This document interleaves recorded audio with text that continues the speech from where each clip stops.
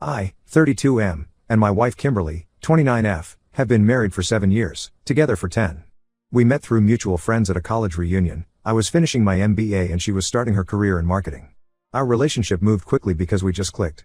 After dating for 3 years, we had a small wedding with close family and friends. Now we have a 4-year-old daughter Emma who is our entire world. We both have good jobs. I work in finance and Kimberly is a marketing director. We bought our dream house in the suburbs 2 years ago and until recently had great relationships with both our families. The current situation involves Kimberly's younger brother Brian, 16M. There's a big age gap between Kimberly and Brian because he was a surprise baby when their parents were in their 40s. Brian has always been troubled, and I've watched his behavior get worse over the years. When we first met, he was 6 and already showing signs of aggression, hitting other kids at school, throwing tantrums if he didn't get his way, and being cruel to animals. Kimberly's parents always made excuses, saying he was just spirited or going through a phase. By age 12, Brian was regularly getting into fights at school. He started smoking, drinking, and hanging out with older kids who were clearly bad influences. He's been caught shoplifting multiple times, but Kimberly's parents always managed to talk the store owners out of pressing charges. Last year, he was arrested twice, once for vandalism and once for assault after he beat up a younger kid at school. Both times, his parents hired expensive lawyers to get the charges dropped. Despite multiple warnings from his schools and meetings with counselors, Kimberly's parents refused to get him proper help. They've tried bribing him with expensive gifts, but that just made his entitlement worse. They're well off and worried about their reputation, so they keep covering up his mistakes instead of addressing the real issues. The current crisis started when Brian got expelled from his 3rd school in 2 years. This time it was for starting a fire in the bathroom and threatening a teacher who caught him. Instead of finally getting him the help he needs, Kimberly's parents called us with their brilliant solution. They want Brian to live with us for a few months. Their reasoning is that the schools in our area are better, code for more expensive and willing to put up with problem students if you donate enough. They think moving him away from his bad influences will magically fix everything. They also mentioned that having a strong male role model, meaning me, would be good for him. I immediately said no. Kimberly was hesitant, not wanting to upset her parents, but eventually agreed with me. We had very good reasons for refusing. Brian stayed with us last Christmas for a weekend and it was an absolute nightmare. He was rude and aggressive from the moment he arrived, making comments about our boring suburban life and how we were stuck up. He broke our new TV while playing video games, threw the controller at the screen during a rage quit, and refused to apologize. We caught him trying to steal money from Kimberly's purse, and when confronted, he threatened to tell his parents we were abusing him. But the main reason, the one that makes this a hard no, was an incident with Emma. We walked in on Brian showing Emma inappropriate content on his phone. I'm not comfortable sharing exactly what it was, but it was definitely sexual in nature and completely inappropriate for a 4-year-old. When I confronted him, he laughed and said he was just joking around and that I should lighten up. We told Kimberly's parents immediately, but they dismissed it as kids being kids and said Brian probably didn't understand what he was showing her. That was the last time we allowed Brian in our house.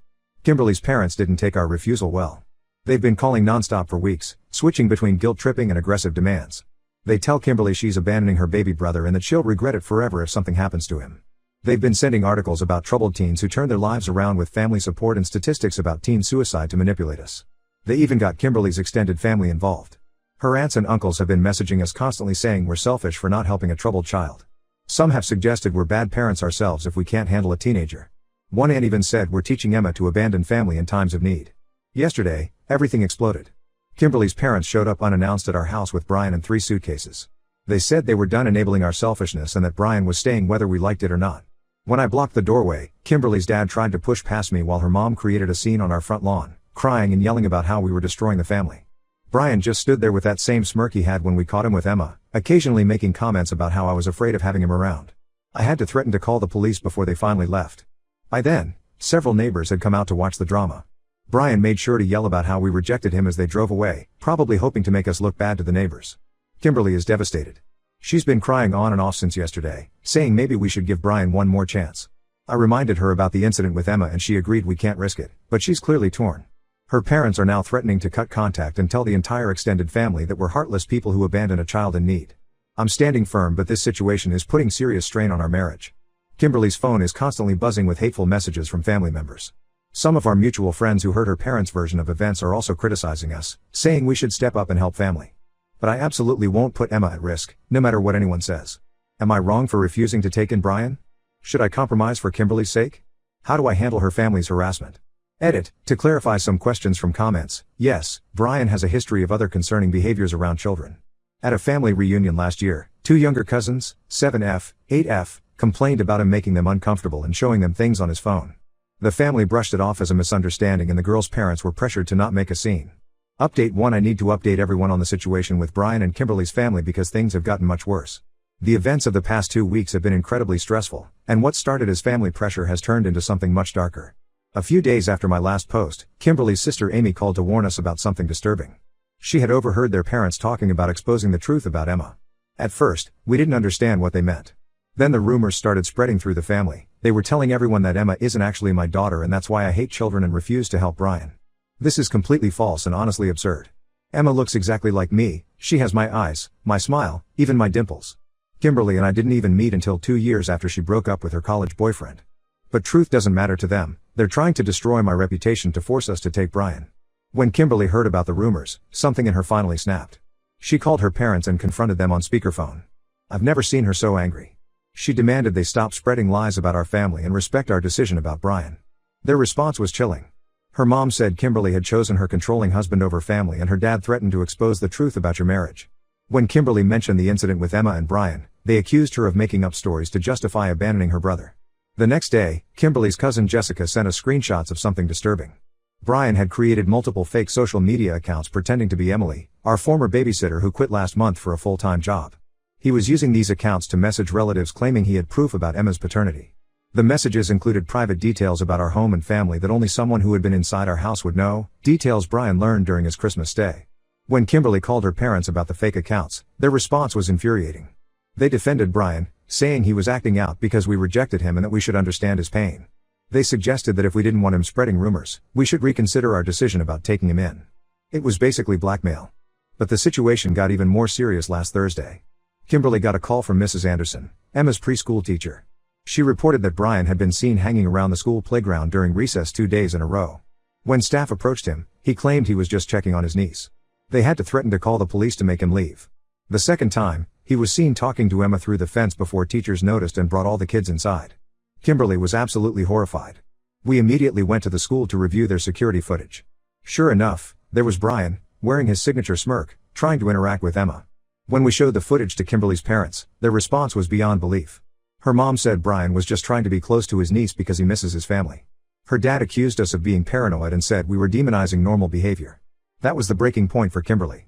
She finally agreed that we needed to cut all contact with her parents until they get Brian professional help.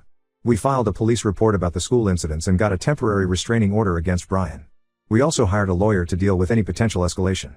The family has completely fractured over this. Kimberly's older sister Amy and a few cousins who have young children understand our concerns and support us. They've shared their own stories about Brian's inappropriate behavior that they were previously afraid to mention. But others are still backing Kimberly's parents, saying we're destroying the family and that Brian just needs love and understanding. Some have even suggested that getting law enforcement involved will ruin Brian's future. We've had to take serious security measures. I installed cameras around our house and got a Ring doorbell with motion alerts. We gave Emma's school a list of approved people for pickup and showed them pictures of Brian and Kimberly's parents with strict instructions not to let them near Emma. I've also been working from home more often to make sure everything's okay. Kimberly is really struggling with guilt and anxiety. Her parents have always been manipulative, but she never thought they'd go this far. She started seeing a therapist to deal with the emotional toll of all this. It's been hard watching her realize that her parents care more about enabling Brian than protecting their granddaughter.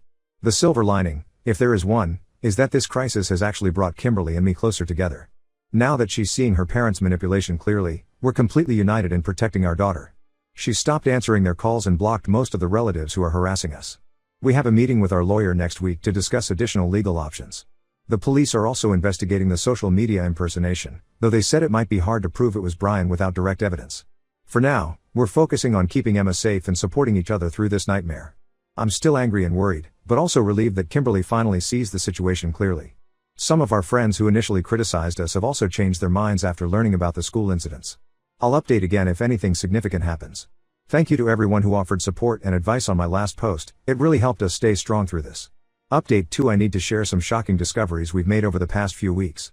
After getting the restraining order, we hoped things would calm down, but instead, Kimberly's parents escalated their campaign against us in ways we never expected.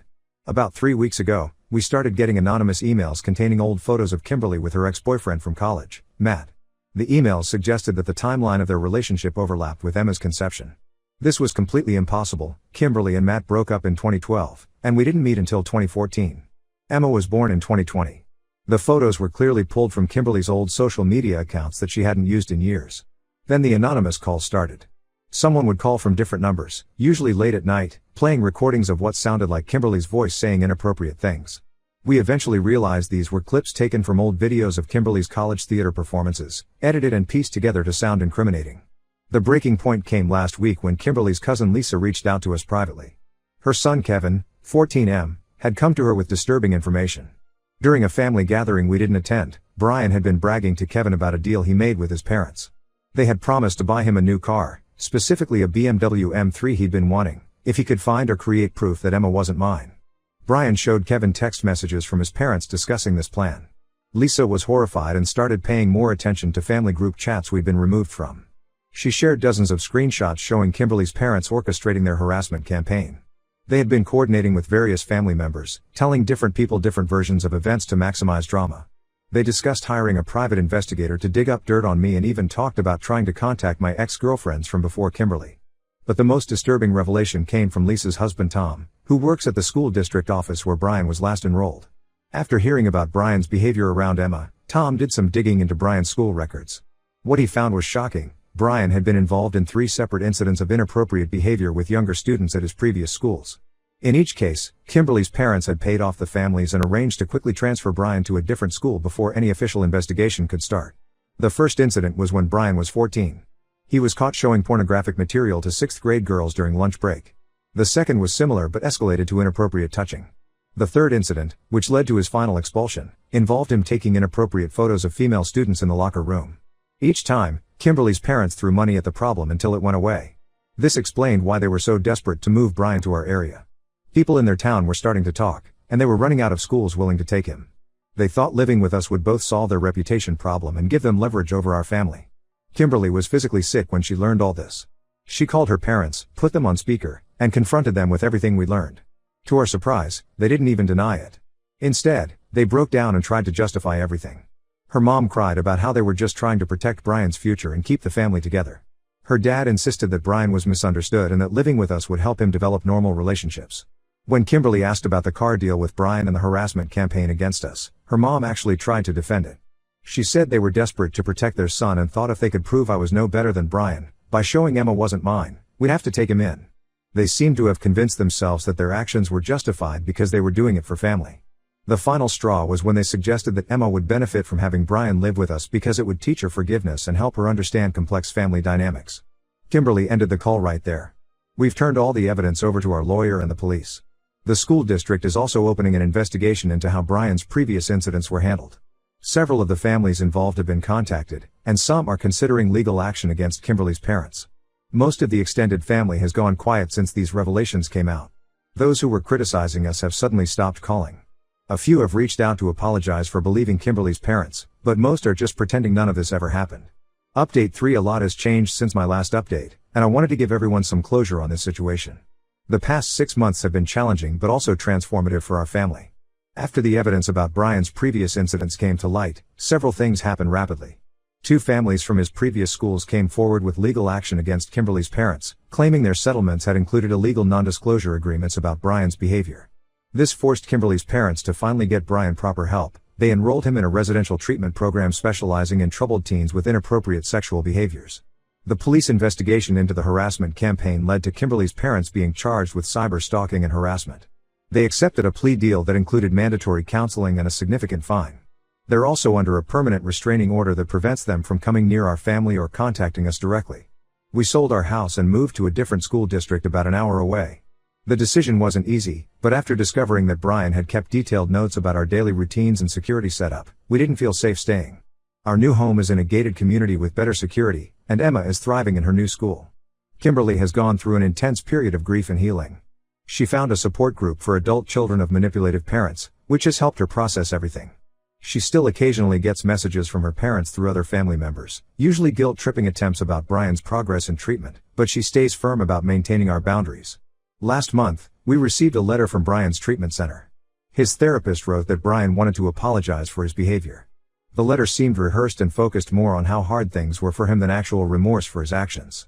Kimberly wrote back declining any contact and wishing him success in his treatment.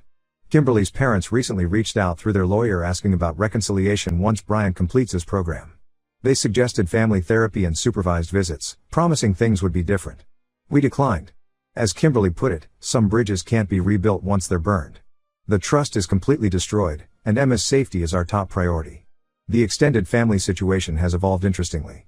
Most relatives who initially attacked us have awkwardly tried to re-establish contact, usually pretending nothing happened. We've kept our distance from most of them.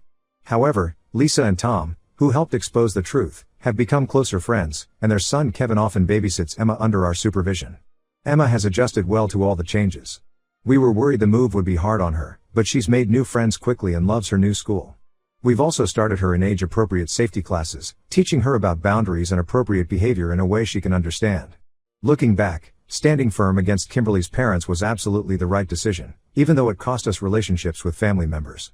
Kimberly sometimes says she wishes she had seen through her parents' manipulation sooner, but I remind her that she took action as soon as she understood the real situation. We're focusing on our own family now and creating new traditions without the toxic influences. Some people still think we're too harsh for refusing to consider reconciliation, but they haven't lived through what we have.